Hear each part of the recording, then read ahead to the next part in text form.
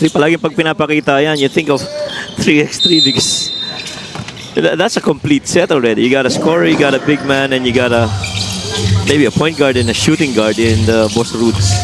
I'd like to correct myself earlier. It's 11 of 17 actually field goal attempts in the third quarter. And kaya, 33 points all in the third. And that is tough if you're Bacolod. You gave up 33 and you scored only 13. And you're only able to make 2 out of, 14 attempts. Pababa ng pababa. Yung output ng Bacolod, 22 in the first quarter, 20 in the second, just 13 in the third. Teruel's 3 is off. Tsaka yung third talaga ang breakaway quarter para dito sa Rizal in that game. Willie Yu spots up. Swak na swak yung kanyang tres. I don't know if it's correct for me to recall, but halos lahat ng quarters, maybe the first, the third, and the fourth have started with 3-point makes for Rizal, no? Tama. Kasi dalawang tres agad si Alvin Alday sa first quarter. Willie Yu, that will roll through. 8 points for Willie Yu. And without, offensive makes or field goal makes para dito sa Bacolod, somehow, frustration really starting to set in. Can't get inside the paint, can't make shots out the outside. And then patuloy na pinapasok nitong Rizal yung paint. And these guys just been relentless on the floor, speaking of the Golden Coolers. Fast break of the game brought to you by Sports Plus, the official sportsbook of the Mpbl. Ang balita ko dito sa Rizal, you see here, this layup by Willie Yu on the right side of the floor. First practice nila was just last Tuesday. Kung di ako nagkakamali, yun yung last coverage ni Coach Don with Juanito sa Kainta pa yun. Oh, okay. Diba? So, yeah, because I got a message from, I think Tuesday nga yun. Because I got a message from Coach Don. We were talking some basketball stuff. And then that news came out. Didn't even tell me. LGR is the official outfitter of the Mpbl. Yes, how you kind of know that Coach Don Dula is definitely a guy that some coaches might be, some teams might also consider maybe for next season. I didn't think it was going to be this early mid-season. Good steal right there by Philip. 3-on-1 fast break. Maguliano got Teruel off the floor with that shot fake and he scores on the other side. Namagana ang lamang ng Rizal. They are way ahead, 92-55. It was a 50-42 first half score. Since then, Bacolod got thoroughly outscored. Ian Melencio knocks down the 3. Melencio with 10 points, 4 rebounds, and 6 assists. Mendoza, pass to Philip Manalang. Yeah.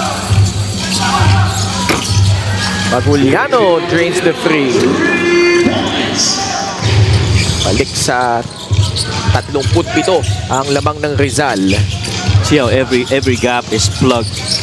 Walang makapasok on a dribble penetrate. You have to move that ball off a pass. If you're dribbling it, you're not getting past the defense of Rizal. Put on the line. Long 2. Kala ko Takwarents na yung lamang eh. It stays at 39 points. So this new look Rizal squad, very impressive under Coach Don's first game. MoneyPay is the digital wallet built for the community.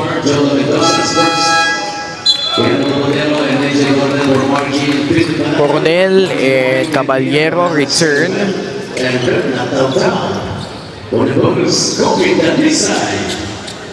Obi Dalisay will shoot the bonus.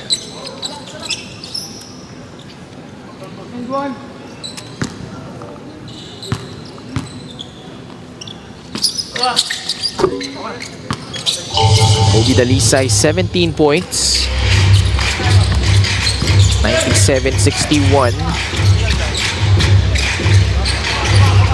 What's your impression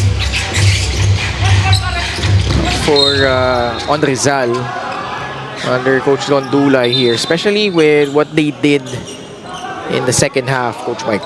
Well, I think the first quarter they really got tested, and in my opinion, maybe adjustment period for Coach Don and the guys, especially as they try to make adjustments on the defensive end of the floor. But itong Bacolod, ganda rin naman talaga ng naging shooting nila. But soon as that second quarter started to come in, mas maganda and naging flow nitong Rizal, and every quarter from there on has been so much better for Rizal. It was the separation came from the second quarter, and then that breakout really came out in the third where they scored 33.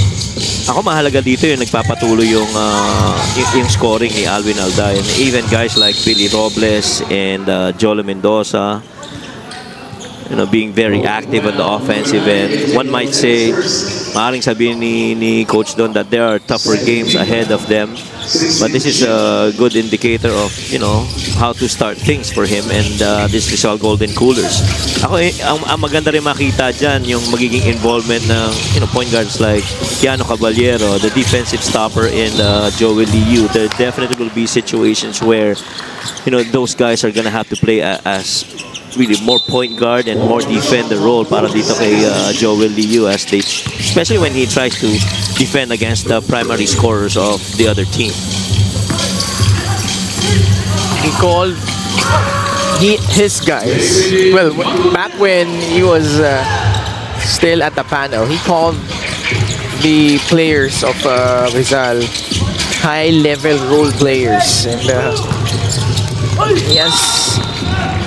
he has that job of trying to get them to the next level, because certainly Rizal, they want to get back into the playoff picture. Na somewhat disappointing din yung naging finish nila last season, because they were the number 3 seed. They had the home court advantage in the first round against Binyan, got upset. And Coach Don knows a thing or two about that, because when he was coaching Nueva Ecija last season, number 2 sila, tinalo sila ng 7th seed Pangasinan in quite a painful fashion, losing 2 games at home. Right. But this is a very different type of team that he's handling right now dito sa Rizal Central Mall Golden Coolers. Extreme ang subok compared to Lions Reds brand ng Pilipinas. Well, some of the higher tier teams that Rizal has actually gone up against have really been, one can say, Cebu, Caloocan, San Juan, maybe Mekawayan in there when they lost by 10, and they also went up against Basilan. But the teams that's up ahead is also, there's still a good list of teams that they are definitely gonna have to perform very well. You speak of the defending champs, the Abra, solid North Weavers. You still have Batangas, you still have Binyan. They still haven't gone up against the Gensan Warriors, including Ilagan. It's just some of the notable teams that he definitely, Coach Don and the guys really have to go through. Ian Melencio getting a seat at the bench at the baseline. Kanya to that list, Ken, andyan pa yung Pasay, nandyan yung Quezon Huskers, I might say even the Quezon City Black Bulls, and this new look Zamboanga Sika team. There's still that good set of teams that, in my opinion, if they do very well in those runs, could mean a different impression of these Rizal Golden Coolers heading into the postseason. Si Coach Don na rin nagbanggit mismo na even though you are a lower seed, perhaps in the South Division playoffs, he doesn't see that huge gap in terms of kahit yung number 1 versus number 8. Agree. For him, because of the loaded talent and competition in their division, it's really something worth watching for our Mpbl fans na yung mga kupunan sa South is something to reckon with. Even with teams like Quezon, Batangas City getting the higher seeds, they're not really safe going up against some of the teams in their division. Jolo Mendoza seems like he hurt his wrist or finger. Hopefully he's alright. He's been having a good game today. 17 points. Rizal looking good under Coach Don. Ito yung nangyari, no? Sumundot si Jolo. Bunga sa pinky, ano? Yeah. Bunga sa pinky. Or sa thumb. Hopefully nothing serious. Bacolod with the timeout. We'll be right back.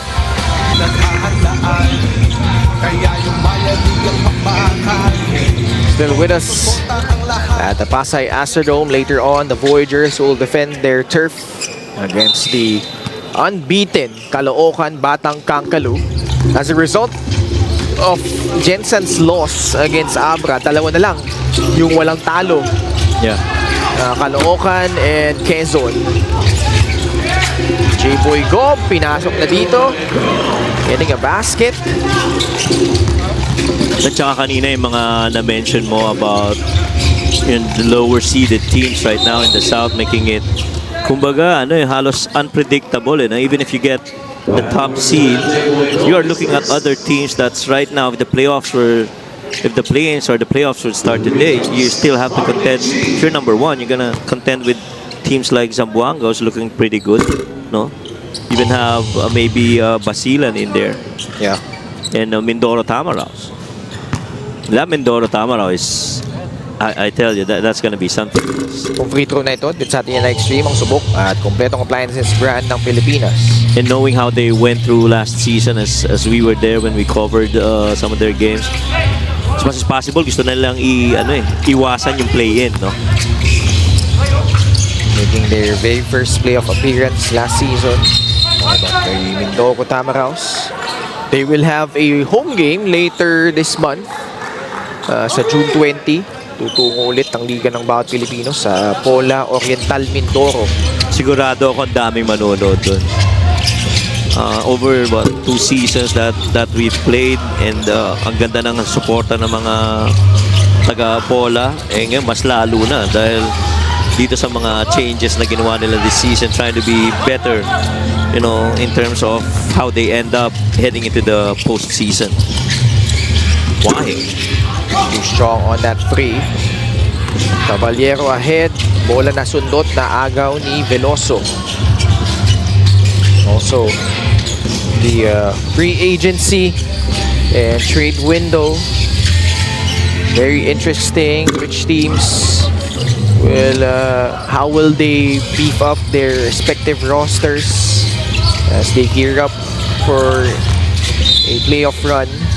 But you can see of other names right now that who are not part of the roster of any team, but somehow nakikita mo naglalaro ng mga panalay, no? Of course, you do have Rob Celis who's also available, right? That's the thing. And these are very interesting movements. Last 2 minutes brought to you by Sports Plus, the official sportsbook of the Mpbl. Rizal, probably you lack that legitimate center. Yeah. So very interesting if the Golden Coolers would add that big guy to beef up their roster. Panganiban will score 103-70. Scoring, I don't think that's going to be a problem for Rizal. Because you have Lawrence Victoria, you have Alwin Alday, you have Jolo Mendoza, you have Joel Liu, Billy Robles, JP Sarao, Marco Balagtas. Those guys can definitely puncture the hoop. Defensively, I think AJ Coronel even. AJ Coronel, Joel Liu, of course there's Markey. Those guys are going to be tough to contend with.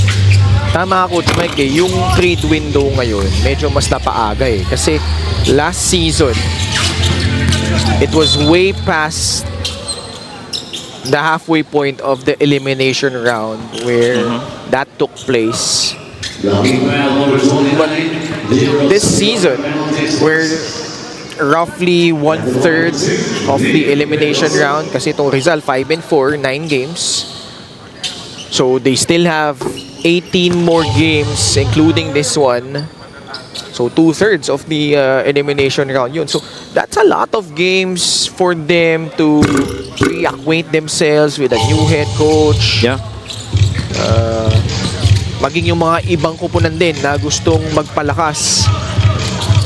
You still have what? Parang a good maybe 60% of your games that you still have to play, diba? Mga 65 to 70%. Okay, Boy Gob, 2 field goal makes. Rizal will cruise to their 3rd straight victory.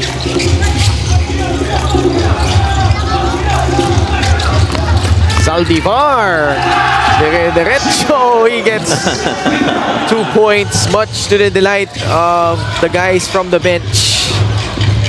Lahat tumayo at lumuntag. Nag-enjoy sila doon sa basket na yun ni Jeros Saldivar. And the Rizal Central Mall Golden Coolers give Coach Don Dulay his very first victory this season at the expense of the Bacolod Mascara. Quite a collective effort from them, Coach Mike. Yeah, impressive, no? Impressive shooting, impressive recovery after that hot shooting start by Bacolod. And you see clearly, you know, across the numbers how these guys have responded on the offensive end. But it's the turnovers na medyo nahirapan sila to start the game, kaya nakakuha ng magandang points off of it. Itong Bacolod. And, you know, very exciting times for Rizal right now. Best player of the game brought to you by Sports Plus, the official sports book of the Mpbl. Alvin Alday did his damage mostly in the first half, Coach Mike, finishing with a total of 21 points and 4 assists. Yeah, 5 of 9 from 3. Clearly impressive. 7 of 12 overall from the field and 4 assists. Just overall good contribution in the entire, 18 minutes of play for Alvin Alday.